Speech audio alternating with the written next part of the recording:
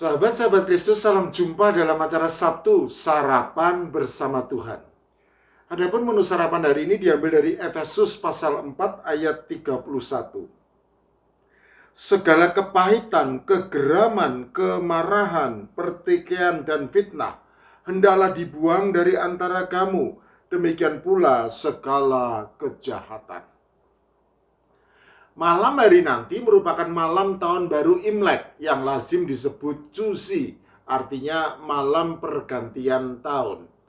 Tepat esok hari orang-orang Tionghoa di seluruh dunia akan bersama-sama merayakan tahun baru Imlek 2574 Kongsili yang dimulai pada hari pertama, bulan pertama, dan diakhiri dengan perayaan Cap Gomeh pada hari ke-15 saat bulan purnama.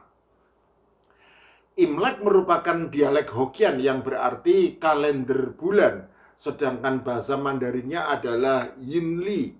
Meskipun demikian, sejatinya kalender Tionghoa bukanlah merupakan kalender bulan, melainkan gabungan dari kalender bulan atau kalender lunar dan kalender matahari atau kalender solar yang lazim disebut kalender lunisolar. Sepanjang zaman Orde Baru melalui Inpres nomor 14 tahun 1967, perayaan tahun baru Imlek dilarang oleh pemerintah Indonesia. Namun meskipun demikian, orang-orang Tionghoa di negara kita tercinta Indonesia tetap dibiarkan merayakan tahun baru Imlek dengan diam-diam di dalam kesenyapan. Tahun-tahun perayaan tahun baru Imlek penuh kesenyapan kemudian berakhir dengan dihapuskannya larangan bernuansa diskriminatif tersebut pada zaman reformasi oleh Presiden Gus Dur melalui Kepres nomor 6 tahun 2000 yang diumumkan pada tanggal 18 Januari 2000. Kepres ini dengan segera membuat orang-orang Tionghoa di Indonesia bersukacita dan untuk selanjutnya tahun baru Imlek dirayakan dengan penuh keceriaan dan kemeriahan. Perlu dipahami bahwa dalam tradisi Tionghoa, keceriaan dan kemeriahan dalam menyambut tahun baru Imlek sejatinya sudah dimulai sejak 1 minggu sebelumnya dengan diadakannya ritual sembahyang Dewa Dapur, yaitu upacara menghantar Chosen sang Dewa Dapur naik ke langit. Menurut kepercayaan orang-orang Tionghoa, tanggal 23-24 di akhir tahun menjelang tahun baru Imlek adalah saat Dewa Dapur naik ke langit menghadap Tuhan untuk memberi laporan tentang perilaku manusia. Nah, demi menghindari laporan yang buruk oleh Dewa Dapur, maka diadakanlah ritual sembahyang Dewa Dapur dengan menyajikan makanan yang manis-manis dan atau mengandung pelekat. Tujuannya adalah pada saat Dewa Dapur memakan yang manis-manis, maka diharapkan ia akan memberi laporan yang manis-manis atau yang baik-baik saja kepada Tuhan. Dan apabila Dewa Dapur memakan yang manis dan mengandung pelekat seperti kue keranjang misalnya, maka diharapkan ia tidak dapat memberikan laporan yang buruk kepada Tuhan, karena mulutnya sudah lengket terkatup oleh pelekat yang ada pada kue keranjang. Setelah mengadakan ritual sembahyang Dewa Dapur sampai menjelang malam tahun baru Imlek, maka dilakukanlah semacam kerja bakti untuk membersihkan rumah. Apabila saat tahun baru Imlek sudah tiba, maka anggota keluarga dilarang membersihkan rumah dengan menyapu, apalagi sampai membuang sampah. Karena menurut kepercayaan orang-orang Tionghoa, menyapu saat tahun baru Imlek sama saja dengan menyapu rezeki di tahun yang baru. Dan membuang sampah saat tahun baru Imlek identik dengan membuang rezeki keluar, sehingga berakibat buruk di sepanjang tahun yang baru.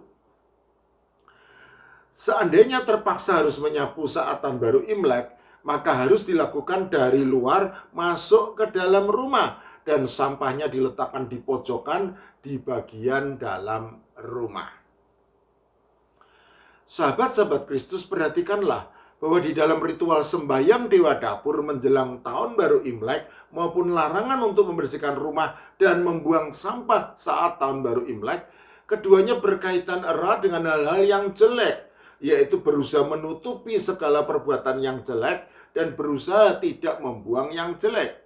Saya yakin dan percaya bahwa setiap kita pasti setuju bahwa segala perbuatan yang jelek harus diubah, alih-alih ditutup-tutupi, sebagaimana keyakinan yang tersirat dalam ritual sembahyang Dewa Dapur, dengan menutup rapat mulut Dewa Dapur melalui makanan yang manis-manis dan atau mengandung pelekat. Saya juga yakin dan percaya bahwa setiap kita pasti setuju bahwa segala sesuatu yang jelek harus dibuang, alih-alih disimpan, sebagaimana keyakinan yang tersirat dalam larangan untuk menyapu dan membuang sampah keluar rumah saat tahun baru Imlek. Menurut saya, sama halnya dengan tahun baru lainnya, maka saat tahun baru Imlek adalah saat yang tepat untuk mengubah segala perbuatan yang jelek menjadi baik dan membuang segala sesuatu yang jelek keluar dari kehidupan kita. Karena hal tersebut bisa menjadi semacam kebulatan hati atau tekad yang kuat untuk menjadi pribadi Kristiani yang lebih baik lagi di tahun yang baru. Oleh karena itu, pada saat tahun baru Imlek ini, saya mengajak sahabat-sahabat Kristus untuk mengubah segala perbuatan yang jelek menjadi baik dan juga membuang segala sesuatu yang jelek keluar dari kehidupan kita, supaya menjadi pribadi Kristiani yang lebih baik lagi di hadapan Allah dan menjadi berkat bagi sesama manusia. Inilah kehendak Allah bagi kita, sebagaimana nasihat Paulus kepada jemaat di Efesus. Segala kepahitan, kegeraman, kemarahan, pertikaian, dan fitnah hendaklah dibuang dari antara kamu.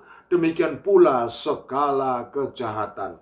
Efesus pasal 4 ayat 31.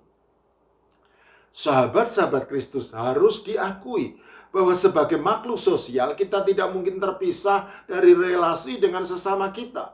Terkadang dalam relasi sosial dengan sesama tersebut tidak dapat dihindari adanya hal-hal yang menyakitkan hati kita, baik berupa perkataan maupun perbuatan.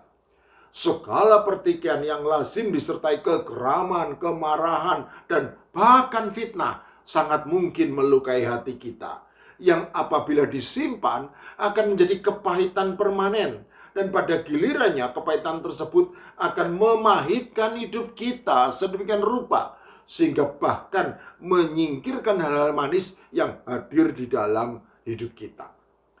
Sahabat-sahabat Kristus, ketika kita membenci orang lain dan diri sendiri sedemikian besar bencinya tanpa mau mengampuni, maka sejatinya kita sedang memahitkan hidup kita sendiri dengan tetap menyimpan kebencian tersebut tanpa mau membuangnya keluar dari kehidupan kita dengan cara mengampuni. Ibaratnya kita seperti menyapu kotoran yang merupakan sampah di dalam hidup kita. Namun kita tidak mau membuang sampah itu keluar dari kehidupan kita, melainkan meletakkannya di pojokan hati kita yang paling dalam dan terus menaruhnya di sana sampai sampah tersebut berbau busuk dan mengganggu serta merusak hidup kita. Saat tahun baru Imlek adalah saat yang tepat untuk mengubah segala perbuatan yang jelek menjadi baik dan membuang segala sesuatu yang jelek keluar dari kehidupan kita. Karena itu, segala kepahitan, kegeraman, kemarahan, pertikaian, dan fitnah hendaklah dibuang dari antara kamu. Demikian pula segala kejahatan.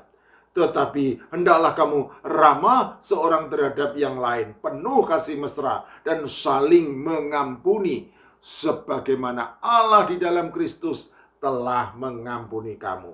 Efesus pasal 4 ayat 31 dan 32. Selamat tahun baru Imlek, Tuhan Yesus memberkati. Sin Yen Kuele Kung Si Fat Choy.